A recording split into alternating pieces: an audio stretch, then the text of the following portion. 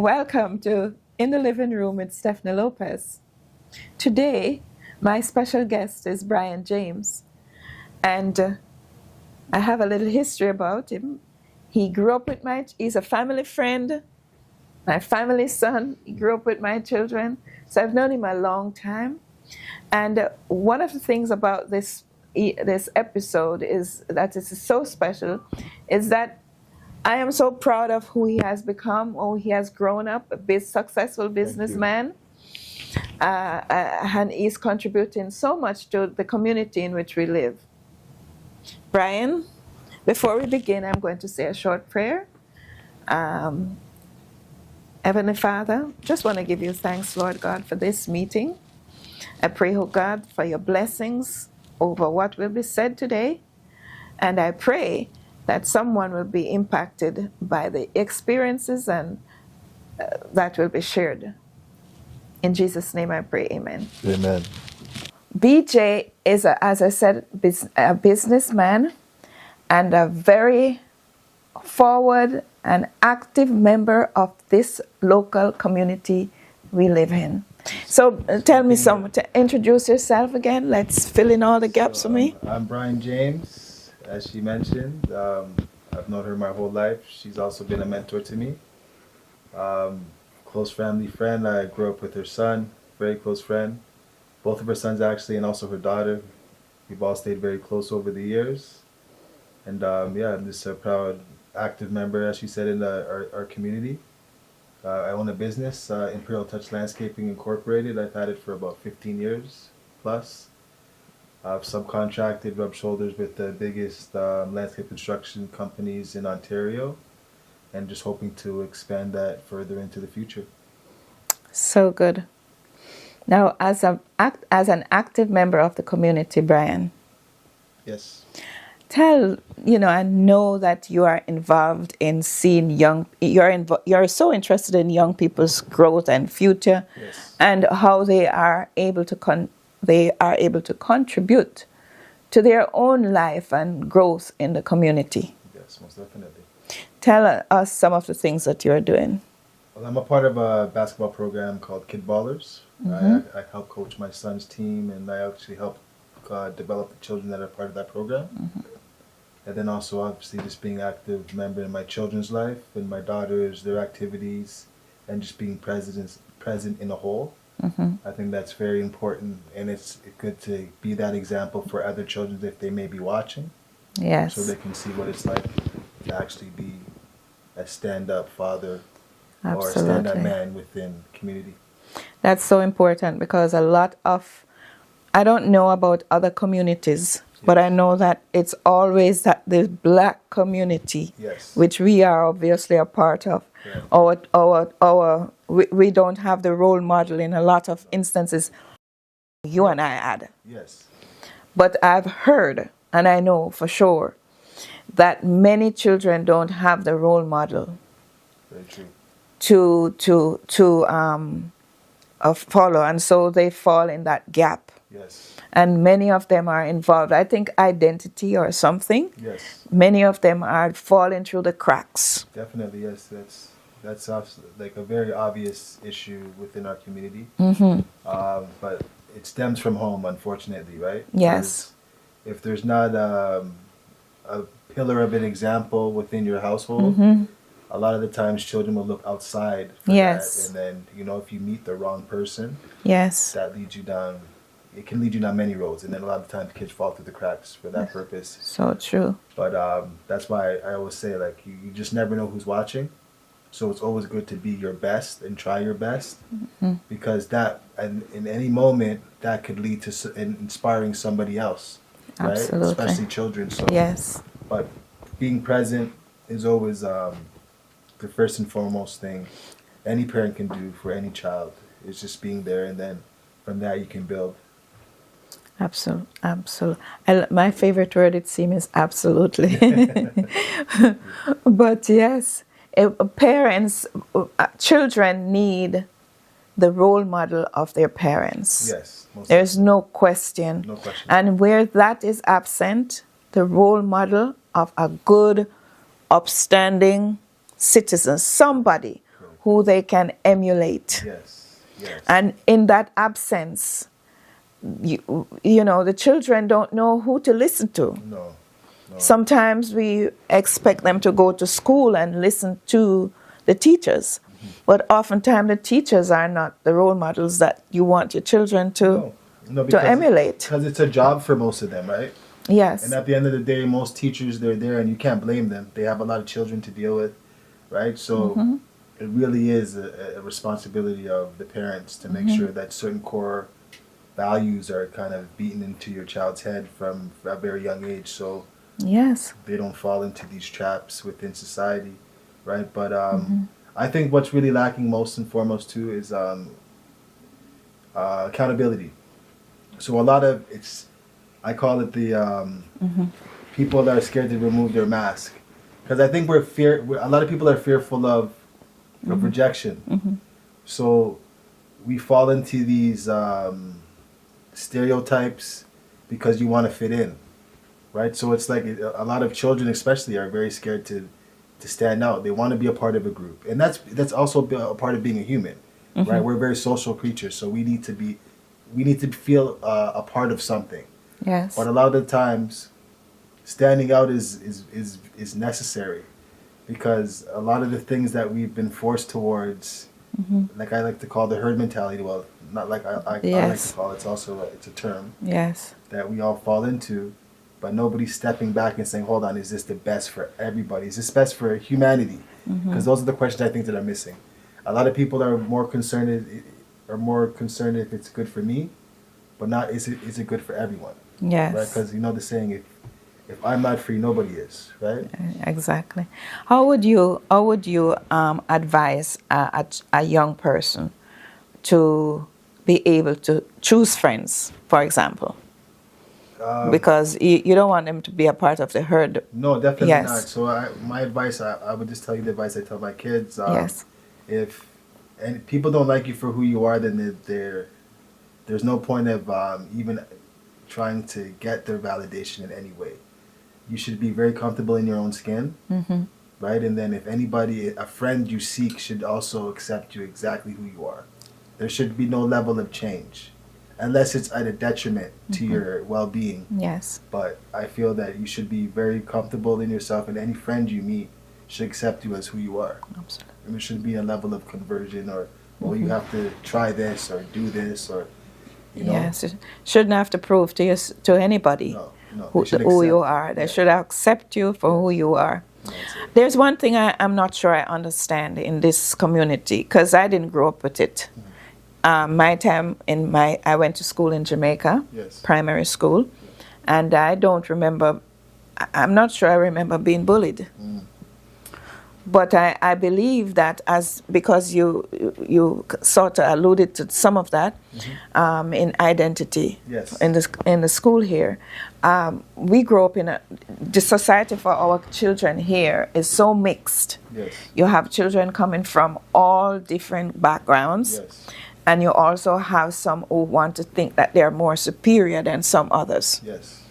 And I'm not only talking about a little bit of maybe racism, if that is there, but I'm talking about being acceptable. They're behaving in a sort of way because they want to be seen, and then they may eventually end up into being a little bully Yes. to stand out. Yes. How would you tell your child in a school to avoid or to, distract or to cool or to whatever, suppress that sort of behavior that a child might show towards them? And like I'll allude back to what I tell my children, because I'm fortunate to have 5 children. My daughters or my son, every fight's not worth fighting. Every battle is not worth fighting. There's sometimes, most of these bullies, a lot of the times they're going through something personal at home. Yes. So they're seeking something else. And a lot of the times, it may seem cliche, but if you walk away or you take the high road, over time that person's going to either leave you alone or realize that their actions were not even necessary or warranted in any way. Right? So bullies, they're an unfortunate reality in our world. You find them anywhere. You find them in business. You find them, you'll find a bully in a lineup. You can find a bully anywhere, right? They're just unfortunate realities within our society. So That's true. You have them now, and they call them what? What they call that? What they call them? Karens? Karens. Exactly. People that are trying to force their way out. I guess the men would be called Keith. Keith. If that's not the name, Keith, yeah, if that's not the name, they should begin calling the men Keith. Yeah, exactly. Keith and Karens. Keith and Karen, correct. Right. So those, you have to be and also comfortable within yourself, because I feel what also was lacking within the youth is you're a child, and the beauty of being a child is you have all this time to figure out what you want to do, who you are, right? So if we as humans, we don't take the time to do that, as you grow up as an adult, you feel undone. Yes. Right? So we need to take that time. There's got to be at least a good portion of your life where you say, okay, this is who I am. Yes. This is what I want. This is the direction I want to go in, and whoever is not with this, they can take a seat on the side, or they can move on with their life. But this is my direction. Yes. But there needs to be that, because without that, like, everything comes back to self. You really have to stand strong in who you know you are and what you believe. What you believe in. It's so important. Super, super important. You know, BJ, you and I share the same sort of interest, because my interest, I would like to be able to have to be able to mentor young people. Yes. I'm not sure if you know that I was a teacher, high school teacher, you know, right? So I taught high school, and one of the things about teaching in a high school is that you meet people who are, their experience and your experience are the same, you know? Yes. They're students, but they're big people. Yes. So how do you meet those people and address them as if they are your equal, but still maintain the fact that you are an adult and they are still a child or a young person? I have that reality, unfortunate reality, because my son's 20 and he works with me. He's like he's like my foreman. So it took me time to actually come over the fact that, or to get over the fact that he's not, I can't look at him as my son when we're working. I have to look at him as my peer. Yes. As my business partner. And that took a little bit of time, but it's actually a refreshing feeling now that I can look back and say, okay, I see him as an equal. Yes. Right? Not as just my son. So it's what I would say to myself, or a person who's of my age, and how to deal with would be patience. Yes. Understanding, and then kind of putting yourself in his shoes when the vice versa. Exactly. Right? You know, for me, what I did with those children I have, it's like I have a fish line, and I would cast out the fish line and give them that freedom, and that time, if they go wrong, I just kind of like pull in that fish line, pull it in, and cast it out and pull it in. So they get the freedom to display and to act out what you have taught them, and to see how they respond and how they behave, and then when they don't behave, you reel it in. And that's the same thing you do. And I have a friend who is still teaching, and she and in the classrooms here have big people too, and she tells me that one of the problems that you have is with disrespect, and sometimes you have parents who go into the schools and challenge the teachers. Yes, because they lack accountability. You see, and that's the thing. They, right there, and I unfortunately I see it even within my own family, my nieces, her mother. There's things that people lack accountability. Yes. I want to believe my child is an angel. Yes. But I can never forget that they're a human. Absolutely, yes. So you don't want to put your kid in a pedestal, and at the same time, you don't want to put your children down. But you have to look at things in a realistic view. Yes. Because whatever decision you make and however you govern your child is going to affect their future. So if you coddle them and you make them feel like they can never do no wrong, and that could only be detriment to your child. Can only be a detriment. You have to let them see. True. My daughter, she wants to dress in certain provocative ways, and I explained to her, look, men will not respect, Men will look because Yes. we're human, but are they gonna respect a woman that dresses in that manner? They're probably not, right? They're probably not. So you have to look at yourself like that. You have to look. You have to hold yourself in the highest regard, and then hold yourself accountable. Yourself. Don't wait for somebody to tell you, okay, no, you're doing wrong. Say, you know what, maybe I shouldn't do that, or was that the right thing to say? Those simple things. So true. And I have to, because you're saying that now, and what's happening in our society today is where a lot of our children are being missing, Yes. both boys and girls. Yes. What advice would you give to parents and to these young people about this, what's happening? And Well, you got to keep a little bit of a tighter leash. People like to call them helicopter parents and whatever the case may be. If you need to have a tab on your children at all times. You don't want to you don't want to get caught up in feeling like you're being like a police, or you're policing your children. But do you want to be the parent that gets an unfortunate phone call that you don't know where they are, or they've been missing for 3 weeks? right. Right? So we have to hold, once again, back to accountability. We have to be responsible for our children. We have to stay on top of them. We have to know where they are. These are things that we have to do, and it's a hard job, but it's necessary. So Because necessary. my children, there's times they resent me for it, but as they get older, they respected me. My daughters especially, they say, I get it. You're just protecting us. Yes, because the world is not as beautiful as they paint this picture on TV or in all these places. It's not that great. It's not this roses and... No, there are bad people out there. There are predators out there. They do exist. It is a real thing. It's not a fairy tale. Right? So we need to monitor our kids. We need to know where our kids are. We need to ask our children these uncomfortable conversations. These uncomfortable questions, excuse me. Have these uncomfortable conversations with our children. And once I feel if we paint these vivid pictures for them, they'll make the right decision. But if we paint the picture where it's kind of gray and it's white and it's not completely clear, then you have these situations where they feel like they're safe everywhere, and they're not. We are not just safe everywhere. Your daughters, your sons, we are not safe everywhere. That's not a reality. And I have to say too that I saw a child that I believe I know in this area Wow. who is gone missing. Wow. Wow. I cannot figure out why any man or woman, and women are involved in it too, 100%. 100%. will lure children who could be their sisters, brothers, Yes. their own child, Yes. into whatever trade, whatever they're doing with these young people. Yeah, it's ridiculous.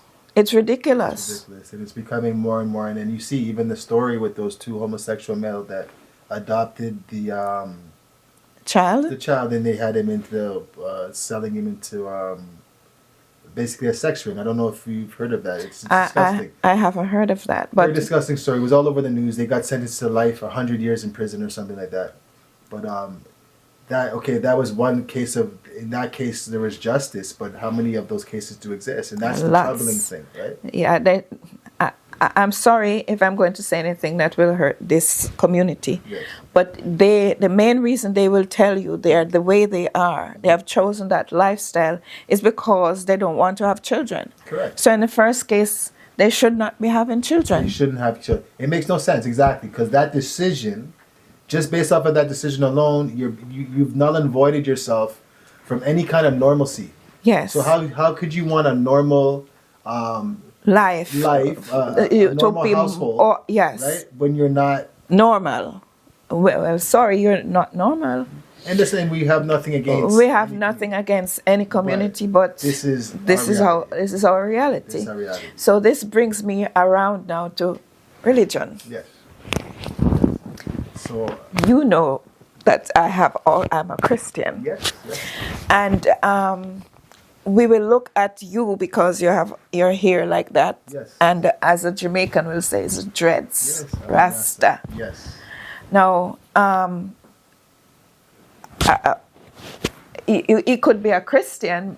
Is here tells nothing about Very true. who he is, and you have heard him speak, Very true. and that has nothing to do with the character of this great young man. Thank you. Has nothing. His religion is not reflecting adversely on who he is.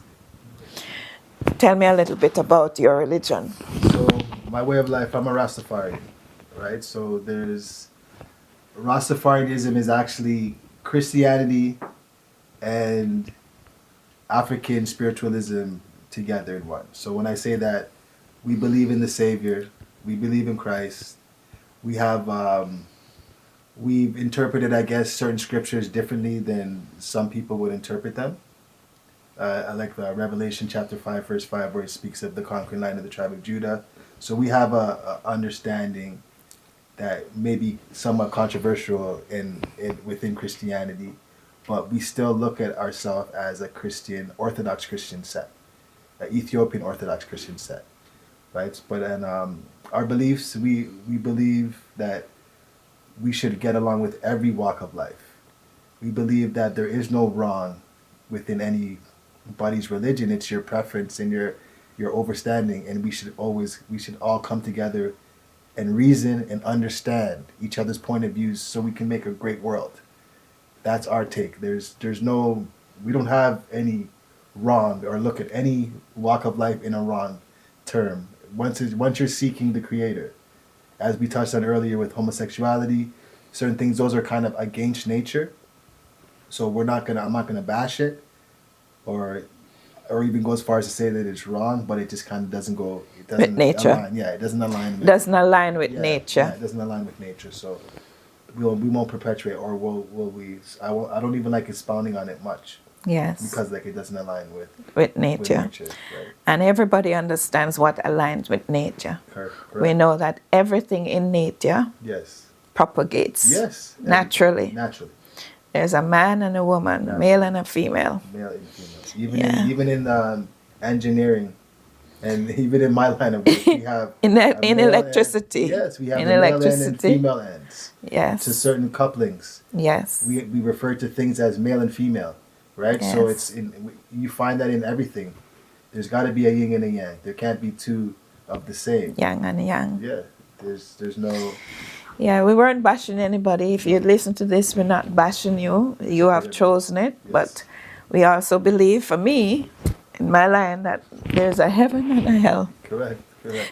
And if you believe in God, He says, He sets out His commandments. Do you follow the commandments? 10 commandments? Of course, I try my best to follow them. Definitely. So the only difference with your religion and the traditional, what we call the traditional religion, is maybe we go to church we go to a house called church every Sunday. Correct. Do you have to do that? No. So we believe the temple is our body. So we treat our body in the highest regards. A lot of people know we use herb for sacrament. We're vegan. I'm a vegan. I don't eat anything that lives. We're health conscious. We exercise frequently. Stuff like that. We're very much on top of our physical because we feel like this is the gift from the Creator. So I should treat this in the best way that possible. Temple. Yes. So we believe that this is the church, although we do believe that gathering is great. Yes. Going to church, gathering with people is a great thing, right? But we just don't feel it's not the only way. Correct. It's not a mandatory commandment for us. Yeah. But we still do feel that going to church, gathering on those days, on special days with other people that are like-minded is like the most amazing thing. It's amazing. True. Now, I'm coming down to this other part. Do you have any ambition to go into politics? In a sense, I mean, I want politicians, MPs to be aware of like my company, our corporation, and myself, because I feel that there's a lot of stuff that we understand where we could help. Yes. Like there's a lot of avenues that are very empty that don't really have people that look like us, in a very low representation, like I said earlier, in the construction field. So I feel if we could find a way to be more transparent, be more transparent there, and if there's ways within the government, if we can have this conversation where, right, we can do some kind of partnership and grow in that way. We'll take a minute break. This is why you need to get involved in your community. It's more than just doing good, it's about finding your purpose. Community activism isn't just about saving the world. It's about using your unique skills to make your corner of it a little better. Maybe you're great at organizing events, or you've got a knack for social media. Whatever it is, your community needs it. Imagine turning a neglected park into a vibrant hangout spot, or starting a local food drive that gets everyone involved. It's these small actions that create a ripple effect leading to big changes. And guess what?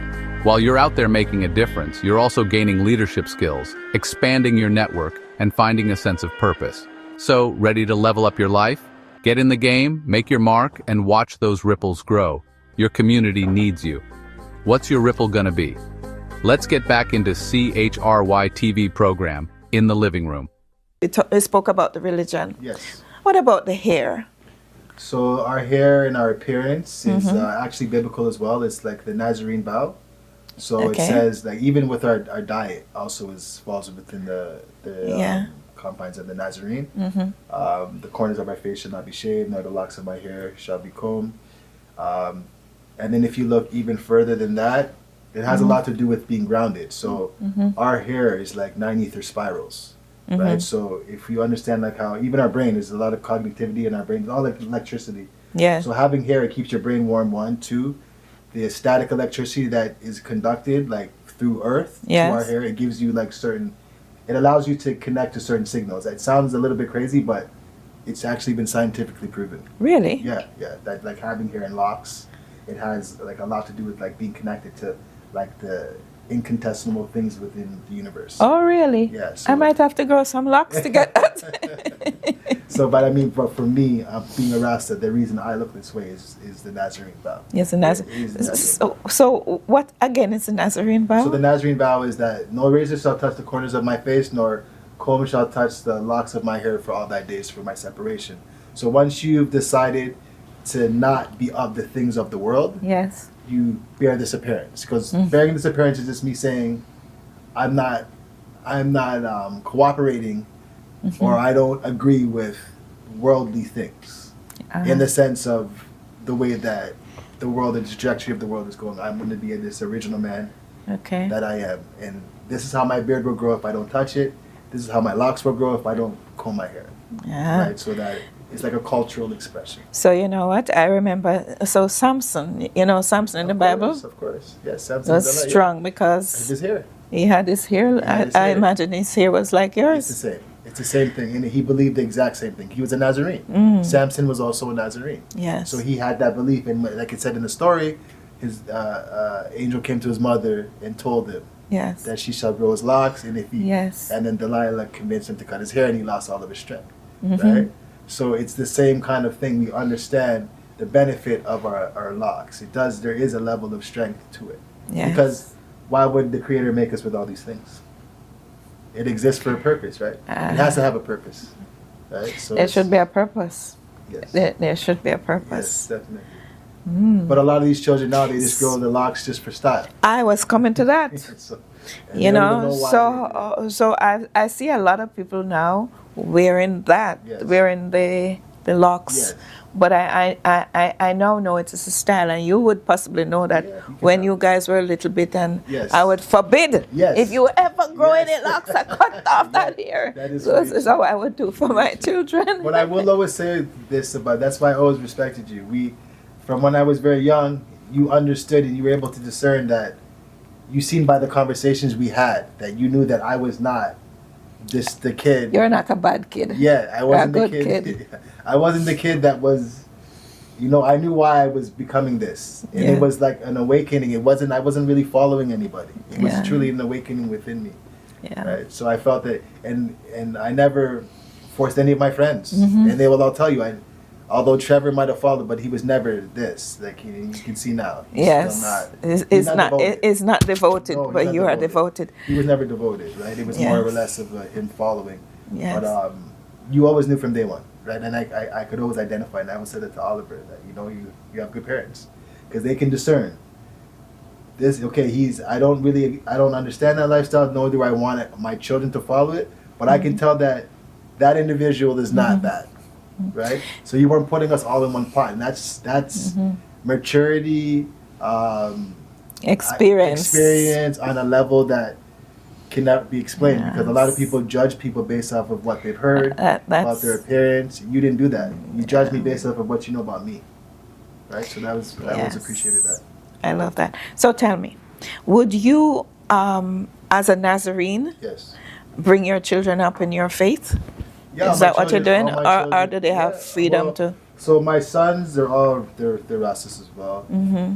My wife has adopted the Rastafarian culture as well.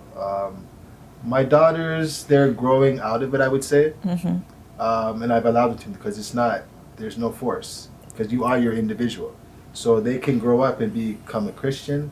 They can grow up and become Islam, Muslim. I'm not going to say no, but we're going to have a conversation on why did you choose it? That's good Yeah, parenting. and I would not hate them, or I will not Yes. ridicule them for it because at the end of the day they are humans, and we still have to grow in what makes sense to us as an individual. And I had this little thing I wrote the other day about free choice. It Yes. says God gave us free choice. Yes, He does not force anyone to worship Him.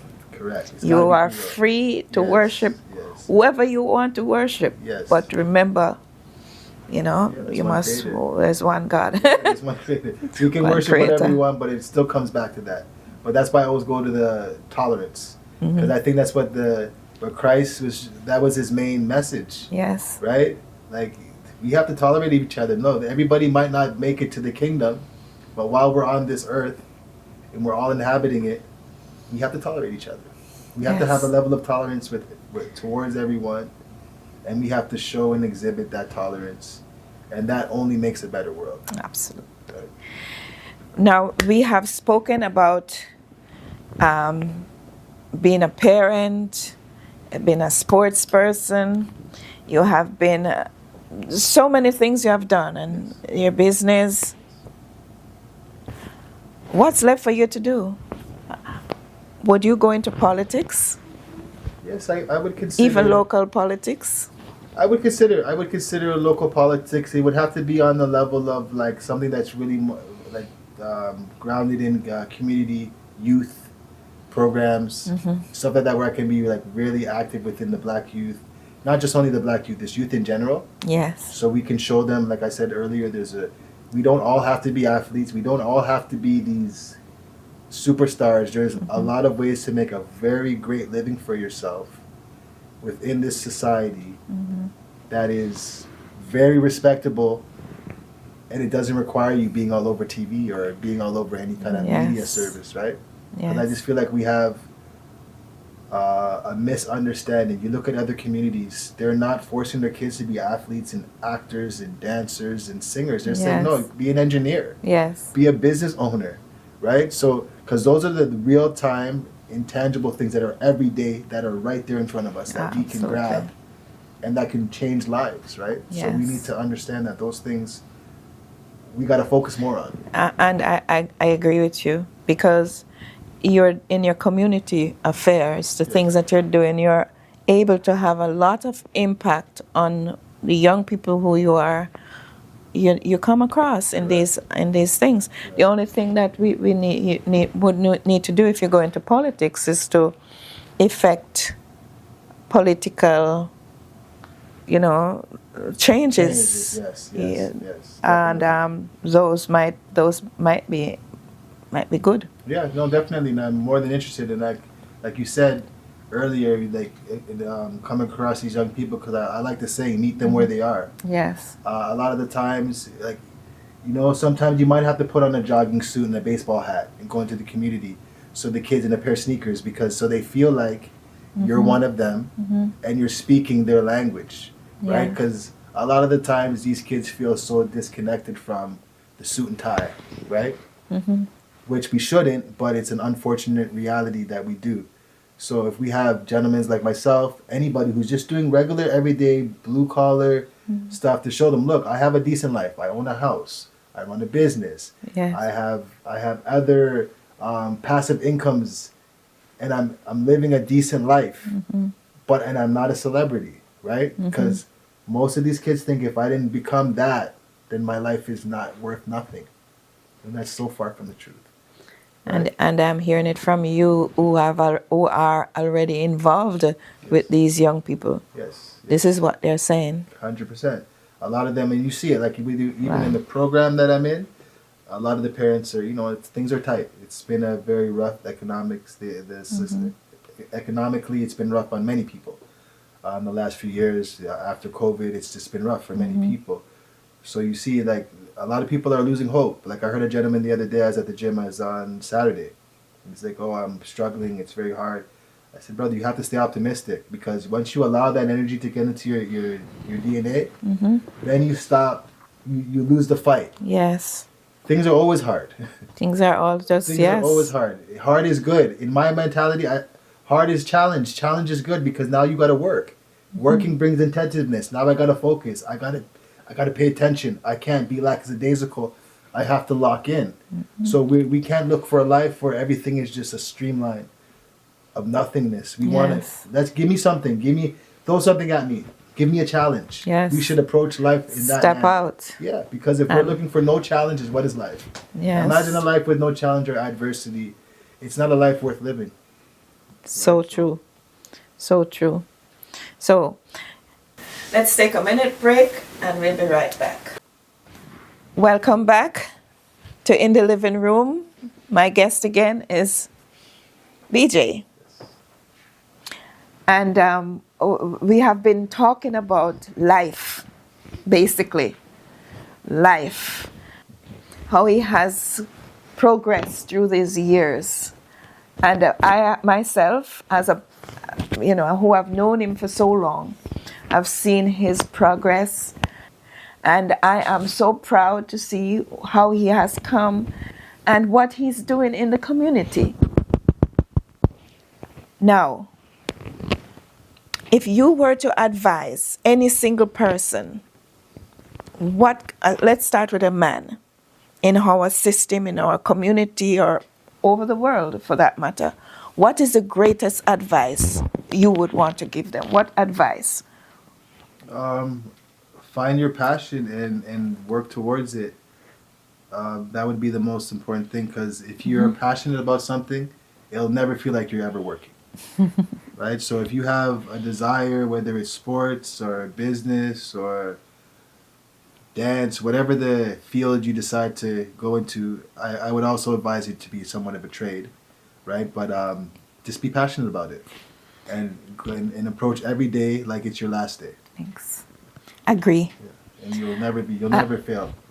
One of the things that I always say I don't know if I was able to successfully pass it on to my children, but I've always said to students who I've managed to encounter in those years that I had that experience, find a trade.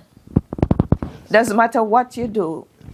College is for teaching you skills. Yes. University is for teaching you how to think. Yes. But you need both. Yep. You need to have a skill that when you can find those book thing to do, that thinking thing to do, you could apply your hands to be able to make something, to do something practical. Most definitely. We all need that. Yeah, we all do in our everyday life. Period. In our everyday life. If we don't, it's like I said, I tell my children, everybody should have farmer skills. Every human being should have the basic farmer skills. Meaning, if my back's against the wall, I can frame something. I know that I can plant some seeds. I know how to nurture a seed. I know how to reap. Those things every human being should have that basic understanding within their knowledge base. Yes. In my opinion. So you have advised that on that level. What about a parent? What advice would you give to a parent? Well, right now is probably the hardest time to be a parent because there's all these other things. But I would just say, like, you got to keep everything. Have a clear direction on the direction of your family, first of all. You need to have a direction. You yourself, as the parent, has to be able to hold yourself accountable and know when you're wrong and when you're right. And I feel like those morals will trickle down to your children, and you will raise successful kids. I agree, and I just want to put this little piece in. that parents do not provoke your children to wrath, but bring them up in the fear and admonition, and I say of the Lord. And it's the same thing in the admonition. That means, I can imagine that some parents get angry with the child, but remember your place. Yes. Yes. Your place is always a place of a parent. Yes. Your child is not your equal. No. You are the parent. Yes. And you bring them up that way and bring them up with love and respect. I agree 100%. I have seen parents arguing with children like they are the same. It's ridiculous. You can't do that. No, and there should be underlining respect, right? There should be. Because I always remind my kids, I say, it's you didn't want to be here, but also you're here, so I'm still sacrificing something for your well-being. Absolutely. So in return, I just want respect. That's it. I don't need you to worship me, but definitely respect me. Respect. Yeah. And that means, let your child know. Be respectful to your child too. Yes, definitely. It is not just a one-way street. It's a two-way street. 100%. Treat your child with respect. Yes. The child will respect you too. Yes. Maintaining that position of a parent. Definitely. Because we're humans. We are all humans. And on that note, what is the advice you would give to a teenager? I would say be ambitious, and also once again have dreams. Yes. Have goals, set goals, achieve them, stay focused, and try to be as upful as possible, right? And be a good human, and just think of things that you don't like anybody to do to you, and don't do them to others, and life will be. You won't have a bad life. Right? And in today's society, be careful of your friends. Most definitely, yeah. Watch the places where you go, because you have some people who are like piranhas. They're just waiting to eat and to feed on people. Yes. So be careful. Not everyone you trust. Know your friends. No, it's very, very Know important. your friends. Very important. What would be your last word? My last word would be, the future is definitely bright. We have to stay optimistic. Let's focus on what's good, and let's ignore what's bad. I mean, it's harder said than done, but I just find that there's too much perpetuation on what's wrong and what somebody's not doing and who this person is sleeping with and who this person's that. Why don't we just focus on what's good and what's beneficial for the world and for humanity and for every human that walks this earth? And if we focus on that, things will change. Slowly, incrementally, but it will definitely change. Definitely.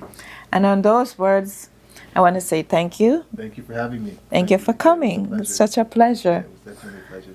And thank you, everyone. Remember to like, share, and subscribe to CHRY TV.